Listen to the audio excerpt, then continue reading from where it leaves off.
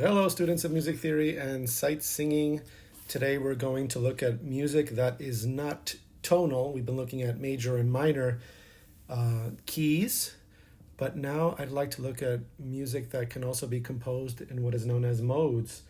There's a lot of music from the medieval and even Renaissance, Baroque, classical periods, and even modern periods that are composed in modes. So we're going to start taking a look at that and seeing how we can apply our solfege skills to this music. Let's take a look at 20.1. So now we're going to have a bit of an awakening here. There is no key signature here. We're in 6/4 time. 6/4 time is another signature that is a compound signature. It's got an element of 6 quarter notes, but it's got 2 macro beats. So it's got 6 beats, but it's got a subdivision of 2 bigger beats in the example. Okay, so now I had mentioned there is a challenge. The challenge is that we cannot assume that this is either in the key of C major or A minor. Notice how the melody begins on a D. It also ends on a D. It rests on a D here, and it begins on an A. So there's a lot of delineating of D and A as being pillar tones in this example. Here's an F. So what you're looking at here is actually the mode of the Dorian mode. And in this example, we're going to look at Dorian mode here. So this would be your Do. Here's a Sol. Here's a Fa.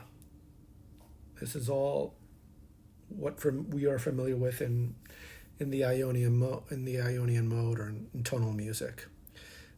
Now you have a Do to Sol leap, you have a Fa, but now take a look at this leap here. This is a C.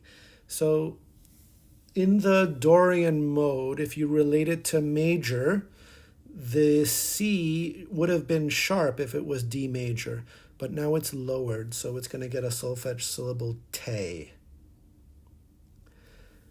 Here you have D natural, which is a solfege syllable La. It's a raised sixth, and here you have a Sol, Fa Sol.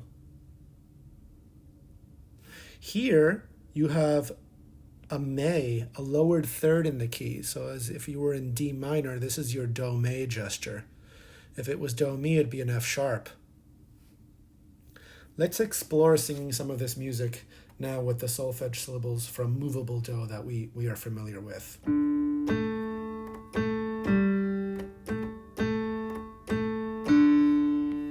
Okay, so this is Do, Sol, Sol, Fa, Sol, Sol, Sol, Do, Do, Sol, Fa.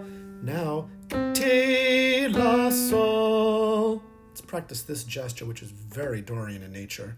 Do, Sol, Fa, Ti, La, Sol, Fa, Sol, Sol, Do, Do, La, La, Ti, Ti, Sol. Again this. Do, Do, La, La, Ti, Ti, Sol.